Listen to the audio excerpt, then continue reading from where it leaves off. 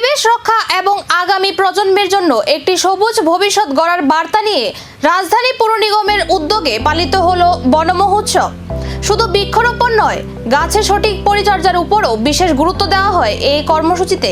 দেশ জুড়ে 1 জুলাই থেকে 7 জুলাই পর্যন্ত পালিত হচ্ছে বন মহোৎসব সপ্তাহ। এই উপলক্ষে আগরতলা পৌর নিগম শহরের বিভিন্ন ওয়ার্ডে ধারাবাহিকভাবে বৃক্ষরোপণ কর্মসূচির আয়োজন করেছে।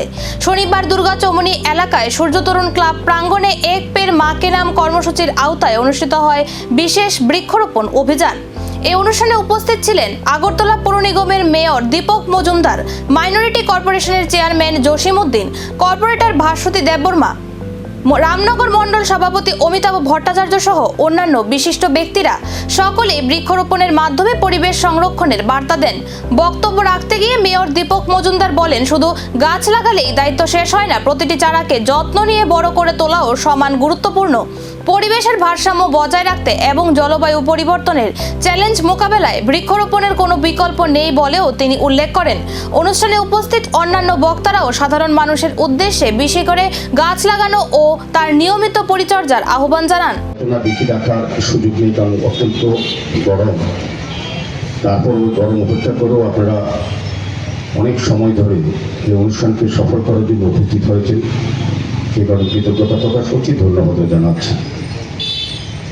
তো বন মহোৎসব বা বৃক্ষরোপণ অনুষ্ঠান প্রতি বছরই বিভিন্ন সময়, শুধু 7 দিন বন মহোৎসব কিংবা বিশ্ব পরিবেশ দিবস এ বিষয় নয়, এখন এটা অত্যন্ত প্রয়োজনীয় আমাদের প্রাথমিক জীবনে, যে গাছ অত্যন্ত প্রয়োজন হয়ে পড়েছে। প্রতিটি অনুষ্ঠানে আগে ফুলের তোড়া অন্যান্য জিনিস দেওয়া হতো, এখন গাছের চারা দেওয়া হয়, বৃক্ষে জল দেওয়া হয়, এবং প্রতিটি অনুষ্ঠানে বিভিন্ন গ্রামের প্রতিষ্ঠা দিবস, রাজনৈতিক দলের প্রতিষ্ঠা দিবস হোক বা সামাজিক অনুষ্ঠান হোক, এখন বৃক্ষরোপণ প্রথম করা হয়।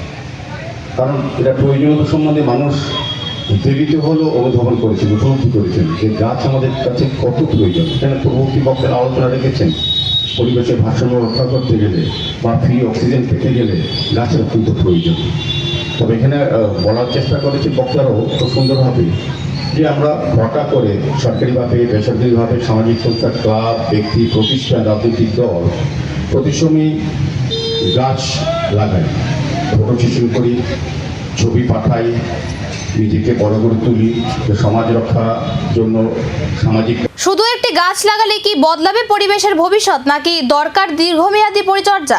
সেই প্রশ্নই রেখে গেল বন মহোৎসবের এই উদ্যোগ।